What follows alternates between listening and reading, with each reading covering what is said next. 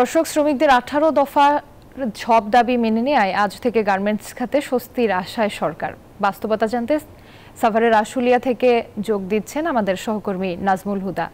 নাজমুল, আজ তো সব পোশাক কারখানা খুলে দিয়েছে, সেক্ষেত্রে কর্মপরিবেশ কেমন দেখছেন?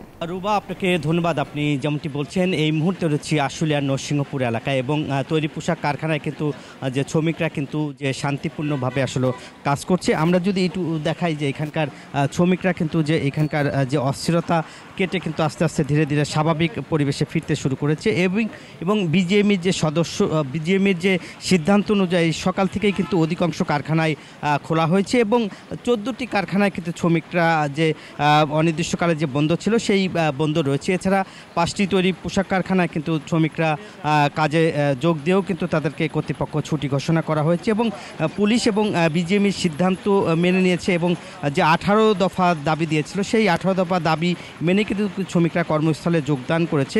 একই সঙ্গে কিন্তু তারা যে কয়েকটি কারখানা শ্রমিকরা কর্মবিরতির কথা বলা হচ্ছিল এবং শ্রমিকরা অবস্থান করছিল, সেখানে কিন্তু শ্রমিকরা এখনও কিন্তু কারখানার সামনে শ্রমিকরা কিন্তু বেশ কিছু শ্রমিক যাদেরকে ছাঁটাই করা হয়েছে তারা কিন্তু কারখানার সামনে এখনও কিন্তু দেখছেন যে অবস্থান করছে এবং তারা আসলে বলতে চায় যে এই যে যাদেরকে ছাঁটাই করা হয়েছে তারা যেন কাজে যোগদান করে এবং শ্রমিকদের দাবি যে তাদেরকে অন্যায়ভাবে তাদেরকে আসলে ছাঁটাই করা হয়েছে, এই ছাঁটাই যাতে না হয় এবং বিজিএমইর যে সিদ্ধান্ত বলা হয়েছে যে 18 দফা দাবি মেনেই কিন্তু পোশাক কারখানার শ্রমিকরা আসলে কাজে যোগদান করা হয়েছে এবং অধিকাংশ যে কারখানার শ্রমিকরা স্বাভাবিকভাবে কারখানায় কাজ করছে এবং কারখানা পুরোদমে চালু রয়েছে এবং কারখানার যারা বলা হচ্ছে যে সবগুলো কারখানাই কিন্তু একযোগে এখন খুলে দেওয়ার কারণে পোশাক শ্রমিকরা কিন্তু সেখানে কাজ করছে এবং কয়েকটি কারখানা।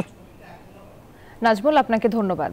বিশ্বমানের থার্মিক্স রড, সালাম স্টিল থার্মিক্স, দেশের একমাত্র থার্মিক্স রড।